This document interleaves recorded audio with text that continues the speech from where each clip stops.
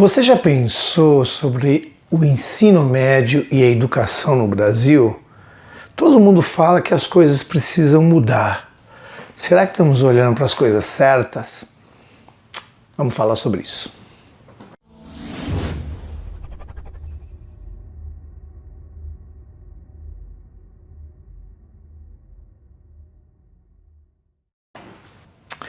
Olá meus amigos, Educação Científica e Física com vocês em mais um vídeo. Hoje o vídeo da nossa série Reflexões de um Professor, reflexões sobre a educação, né? E é aquela conversa um pouco mais direta, né? Falando um pouquinho das nossas impressões, da nossa experiência no dia a dia dentro da sala de aula, né? E o assunto que eu queria conversar com vocês, que eu já comecei inclusive, é sobre as discussões que nós temos ouvido por aí em relação ao ensino médio, em relação às mudanças na educação como um todo. O documento da educação básica já está pronto, nós vamos discutir esse documento com vocês, já está entrando em vigor, as mudanças já estão aí, do ensino infantil, fundamental 1 e 2, como nós costumamos chamar. O ensino médio que está em pauta agora, né? E eu vejo muitas pessoas refletindo sobre isso, dando as suas opiniões sobre isso, falando que nós temos uma geração diferente, uma geração que não está muito mais habituada com aquele papel que a escola tinha, com o formato propriamente que a escola tinha anteriormente, uma geração que está mais ligada no movimento, uma geração que gosta mais do fazer, que tem maiores dificuldades de se concentrar, que é uma geração que mexe com muita tranquilidade com tecnologia, enfim, né? O que nós, professores, ouvimos diariamente é que nós teremos que fazer aulas diferentes, que nós teremos que mudar nossas aulas, que nós teremos que nos reinventar, que dar um ressignificado para tudo. E, sem dúvida nenhuma, eu acho que as coisas precisam de alguma maneira mudar, né? Acho que o vestibular ainda dita o ritmo do ensino médio, as preocupações com o vestibular, com o futuro, com a carreira aparecem nessa faixa etária e parece que estão aparecendo cada vez mais cedo, né? E muitas vezes a gente reduz o ensino médio a uma preparação para o vestibular. A preparação para o vestibular é importante, a gente discute isso aqui no canal, a gente traz resoluções de vestibulares aqui no canal, mas o nosso entendimento é que o ensino médio, sem dúvida nenhuma, tem que ser mais abrangente, né? A gente talvez realmente precise de modificações profundas, porque os resultados não se mostram bons, né? A evasão ainda continua grande, o analfabetismo funcional continua grande, o número de alunos que não dominam as operações básicas da matemática, tem dificuldade de ler um texto de qualquer natureza, são muitos, né? No entanto, eu queria chamar a atenção a um aspecto que parece-me um pouco negligenciado nesses documentos iniciais, preliminares e nas discussões que eu tenho ouvido por aí, né? Se fala dessa mudança, se fala numa estruturação por projeto e se fala que o professor tem que dar um ressignificado. Aqueles que estão na ativa, sem dúvida nenhuma, vão ter que rever suas posições, vão ter que rever a maneira como a coisa está acontecendo. E se a mudança for realmente pensada para ser profunda, a gente tem que ter um pouco de tempo para os resultados, tempo para adaptação. Nós ficamos muito tempo imersos nas nossas aulas de 50 minutos, né, quadradinhas, etc. Nós temos que mudar, sem dúvida nenhuma. Professores terão que mudar, alunos terão que mudar, a maneira de encarar a escola tem que ser outra, o dono da escola tem que mudar, no caso das escolas particulares, o governo tem que mudar em relação às escolas, a estrutura da escola tem que ser outra, o professor tem que ter uma estrutura na mão para que as coisas podem acontecer de maneira clara. Porque se eu chego numa sala, vou acessar a internet, não tem projetor, não tem material didático, me sobra a lousa e o giz. Né? Esse é um aspecto, o aspecto estrutural que tem que ser pensado com muito profissionalismo, com muita seriedade. Um outro aspecto é o que esperar dos professores que virão. que, aliás, cada vez um número menor de jovens procura a carreira de professor, talvez por conta das remunerações muito baixas, talvez por conta da falta de respeito com a carreira de todos os níveis, né? E um aspecto que a gente não pode negligenciar é que esse professor que vai sair aí para o novo século, que está lá na universidade hoje, ele está sendo formado com aulas de 50, 100, 150 minutos com giz e lousa. Como que nós vamos esperar que este professor dê aulas diferentes na sua prática?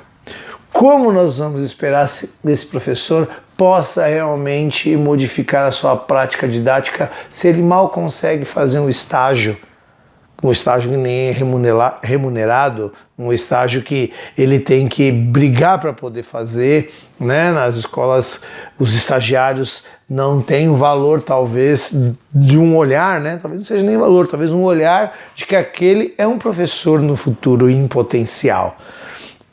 As universidades têm que mudar. A formação dos profissionais tem de mudar. A formação dos professores dentro da universidade e os professores formadores têm de mudar.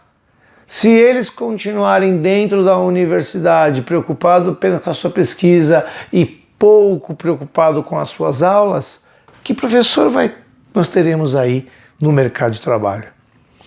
Não basta achar que uma canetada numa lei vai mudar o ensino, né? E o ensino e a articulação das aulas, ela parece aqueles vírus mutantes, né? Na medida em que vem uma lei, se essa lei não traz tudo aquilo que é necessário para que o professor trabalhe conforme ela talvez indique, a gente tem mutações, a gente dá um jeito, a gente volta para a lousa.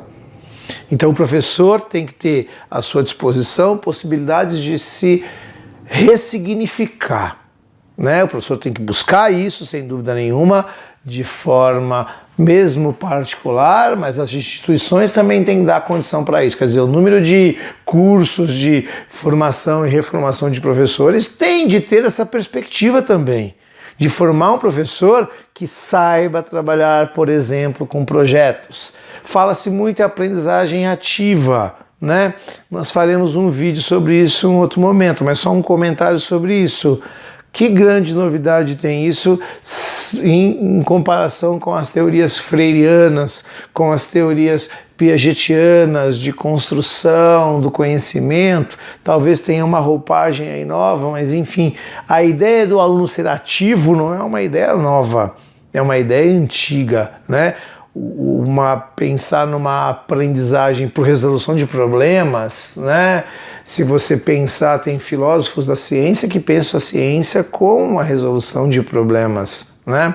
E talvez seja uma saída, mas se aquele professor lá na universidade continuar fazendo formação de professores deste mesmo jeito, com giz e lousa, não propondo uma metodologia que desenvolva um profissional que saiba trabalhar com o projeto, nada vai mudar. Não adianta canetar que não vai mudar, né?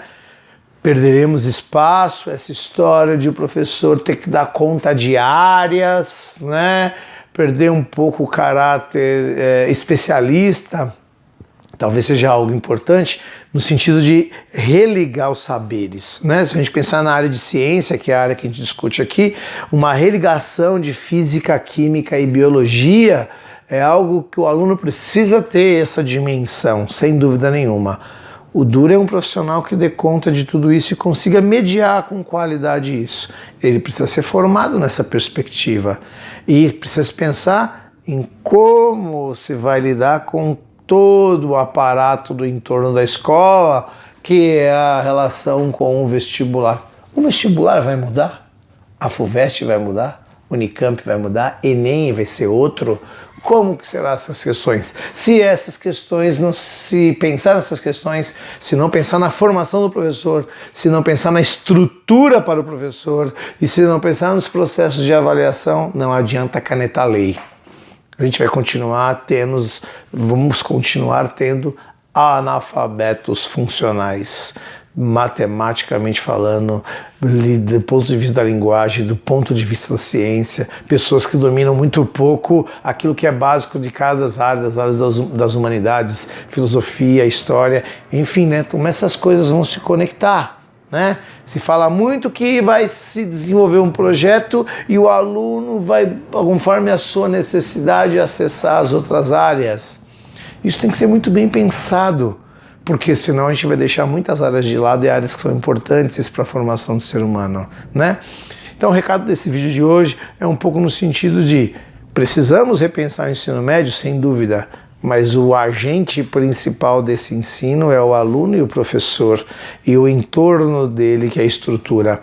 Estamos repensando a formação de professores? Como está a formação de professores no Brasil? Isso tem que ser revisto. Como a estrutura das nossas escolas favorecerão ao professor desenvolver projetos? Você, o que acha? Você acha que os professores estão bem formados? Você acha que a formação de hoje vai dar conta no futuro dos alunos que entrarão na escola a partir de 2020, por exemplo? Comenta aqui, deixa aqui a tua opinião, que a gente conversa um pouco sobre isso e, se for necessário, faz um vídeo sobre os seus comentários. Você concorda com a mudança do ensino médio? Qual é a sua opinião? Deixa ela aqui. É isso que a gente queria conversar com vocês hoje. Compartilhe o vídeo, entra aqui no nosso canal, eu vou deixar alguns links de outras reflexões dessa série Reflexão do Professor que fizemos aqui, temas de educação que estamos fazendo para você poder acessar. Espero que você tenha gostado, fica com a gente, divulga este vídeo, um grande abraço, até mais, tchau, tchau.